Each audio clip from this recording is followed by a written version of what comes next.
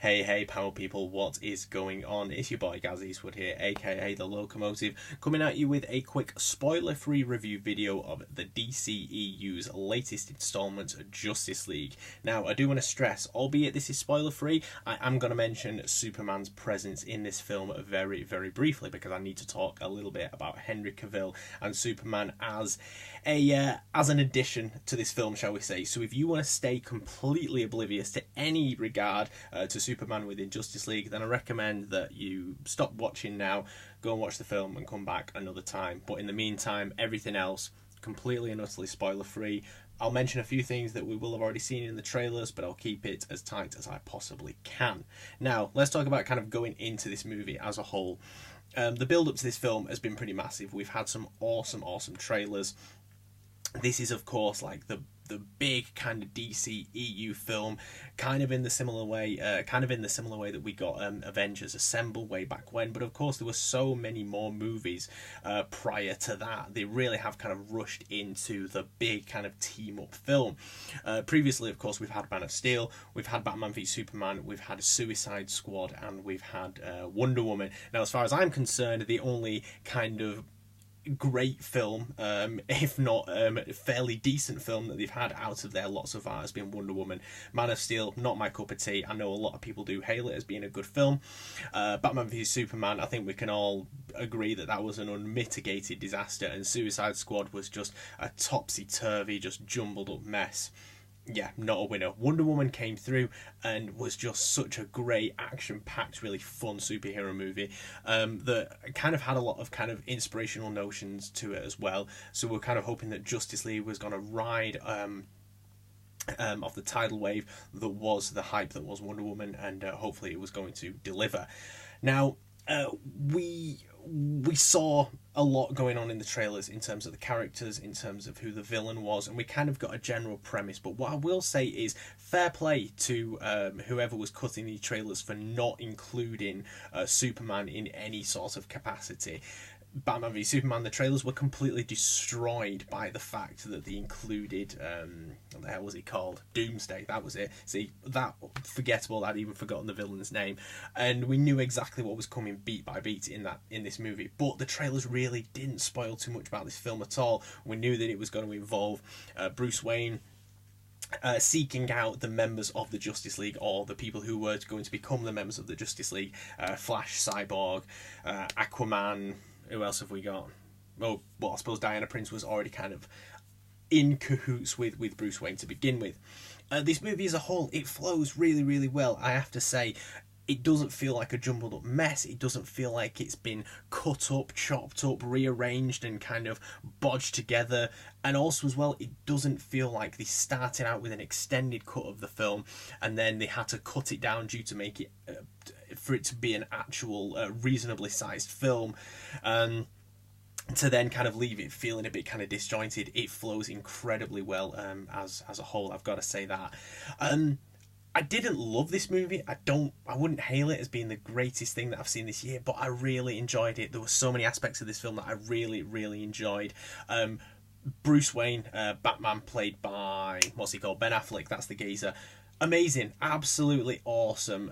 He was one of the highlights, albeit there were very few of Batman v Superman, and of course we saw him crop up in Wonder Woman as well. Did we see him in Wonder Woman, or was it? No, it was the spike at the end of Suicide Squad. That's what I'm thinking of. But he was great as Bruce Wayne. He was also great as Batman. There were some really good action scenes. Gal Gadot as Wonder Woman, absolutely brilliant.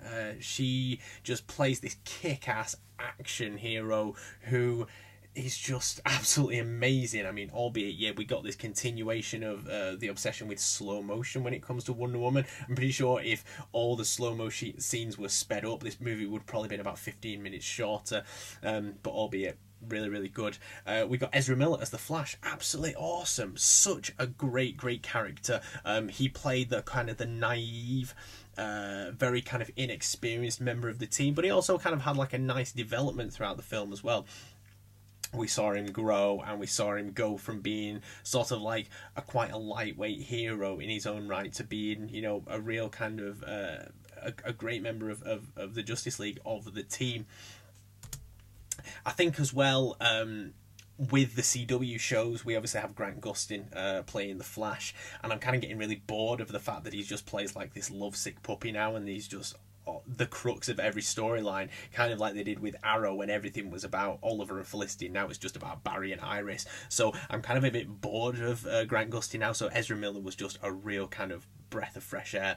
I've got to say, my highlight of this movie, in terms of characters, was Jason Momoa as Aquaman. I thought he was fantastic. He supplied some great humour.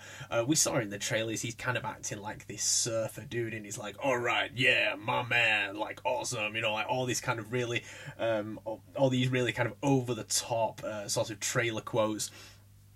But it came off really well. There were a few jokes in there on his part that weren't spoiled in the trailers, so we got a really nice character played by him. Really, really cool indeed. Now, who else have we got? Cyborg. Can't remember the name of the geezer who plays him. I was a little bit concerned that in the trailers we weren't really getting a mad amount of content with him, where we felt like he was as involved with the team, but he came to be a member of the team in quite a cool way, and also as well he demonstrated some of his amazing abilities, a little bit of his backstory, and you know what, it definitely leaves me excited to see a potential Cyborg movie in the future. I wasn't entirely sure about the CG in terms of like his overall kind of metallic kind of exoskeleton, if you want to call it that, for lack of a better description. I don't know, it just felt a little bit incomplete to me. I don't know, maybe I'm just nitpicking a bit too much.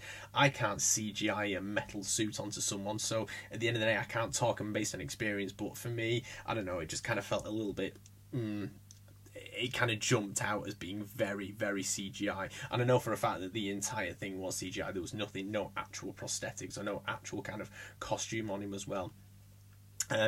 Now, obviously, like I said, I'm going to mention Henry Cavill as Superman. His reintroduction into this movie, it was a tad rushed. I'm not going to lie.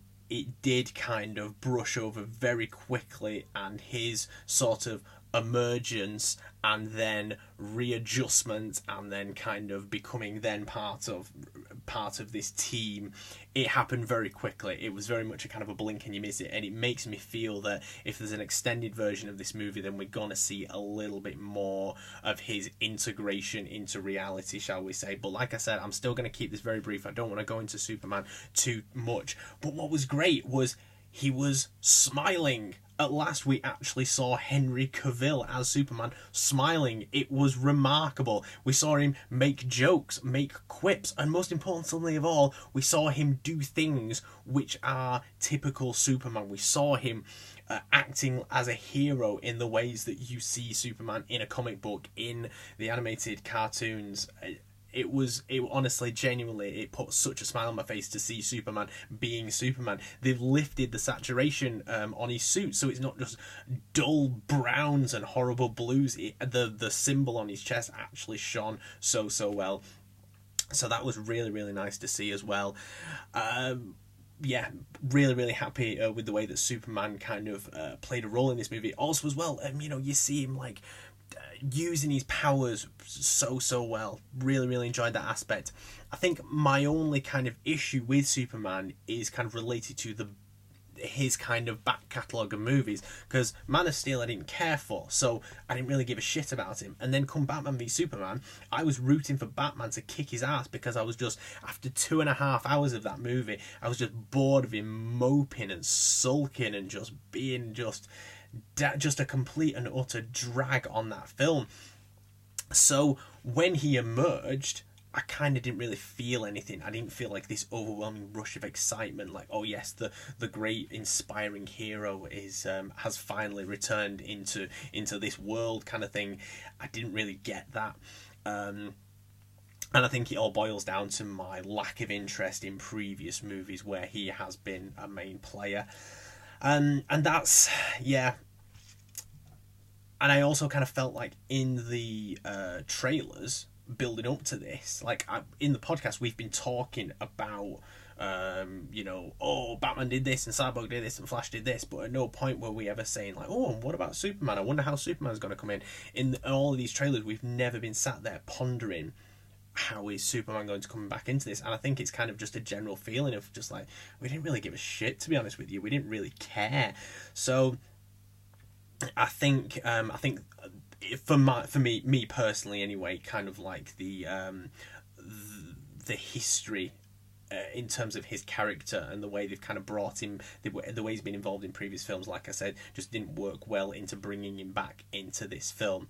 Let's talk about the villain, Steppenwolf, a really cool, menacing, awesome villain. He was powerful, he was mighty, he was striking people down. We got, you will have seen in the trailers, like kind of like almost like a flashback sequence to a great battle. That was a really nice thing to see. Obviously I can't go into it too much, but some awesome features in terms of like not even Easter eggs, but just DC references, some magical stuff. Like if you're a comic book fan, there's going to be a couple of things in this film which you are really going to dig. So if anybody has like actually seen the film and wants to like talk a little bit sort of spoiler kind of stuff, then hit us a direct message and that kind of thing, because I love to talk about these kind of things. The overall arc of the film in terms of the villain's involvement, Steppenwolf's involvement, really great. I kind of like got invested in the character, and I kind of got invested in this fight with the Justice League against the villain as well. I think my only issue is, and this is kind of like something we see in a lot of superhero movies, the final battle happens within a very secluded area, just making sure that no one gets hurt. And albeit this is meant to be like this is meant to be a great, you know, invasion of the planet, it never really felt like there was much of the Earth being affected by this sort of invasion, and that was kind of a bit of a downfall as well. I will say one comparison I made with this movie was that it held a lot of similarities to Avengers of Age of Ultron. Now, like I say, I can't go into it too much. If anybody else feels this or anybody else noticed this, again, hit me up a message, because I'd love to know if anybody else thought this as well. Let's talk about music real quick. Danny Elfman got involved with this. They used a reiteration of a John Williams score, some fantastic music. I will say that I have been a fan of the Zack Snyder Junkie XL stuff from Batman v Superman, from Man of Steel. However, bringing in some lighter, more kind of inspiring superhero kind of music really kind of made this movie. As I mentioned before, the notion of the extended version, this is the first DC film that I've seen where I am actually excited to see the extended version, because I think that it was probably cut down for the theatrical version just purely because the original was probably way too long. I did hear a rumour a while back that the original cut of this film was like over 3 hours, but I think because there were just a few elements missing, and just maybe just an extra 20 minutes, half an hour to this film, just for a few things to be kind of elaborated on a little bit more. But that's not to say that this movie didn't flow really nicely. I think all the heroes got a nice equal bit of screen time, an equal amount of kind of heroism. You saw the teamwork build, and you saw kind of like a nice growth with the team as well, and how they kind of sort of started off being kind of strangers to each other, and then they came together in the end to form the Justice League. To finish off, 2 post-credit sequences, so make sure that you stay if you are the comic book movie completist. The first one is very kind of fun and jovial, but to a lot of comic book fans, you will appreciate it. And then the final one is a very nice bit of world building as well. And let's just mention that as well real quick, the idea of world building, that Batman v Superman was effectively a 2.5 hour trailer for the Justice League, but what the Justice League did was kept the story very contained, just throwing in a few kind of hints and a few flavours to suggest a much bigger world involved in the DCEU. I'm going to wrap it up there because I've kind of jabbered on for a fair bit now. I think I'm going to give this movie a rating. I'm going to go with 7 out of 10. I don't think it was absolutely brilliant. It's not the best movie I've seen this year, but it was only after I came out of the film that I started to kind of nitpick and started to think, not too sure about that, not too sure about that. But overall, from start to finish, I thought this was fantastic. Like I said, enjoyed the movie. As a superhero movie fan and as a comic book fan, this kind of gave me a lot of goosebumps, a lot of nostalgia, and just a really fun ride to go along with. There's two ways that I watch movies. I either go into, in the first act of the movie, I decide outright that this is going to be a crock of shit, and then for the rest of it I'm nitpicking and I'm moaning and I'm not interested, or I get completely sucked in by just the movie experience, the music, the special effects, just everything going on, and that was the case in this film. Just really enjoyed it, and it's nice to see a superhero film that, albeit yes, it's not perfect, but you still just kind of get absorbed into superheroes and pure escapism. So I think that's what does this movie a lot of favours.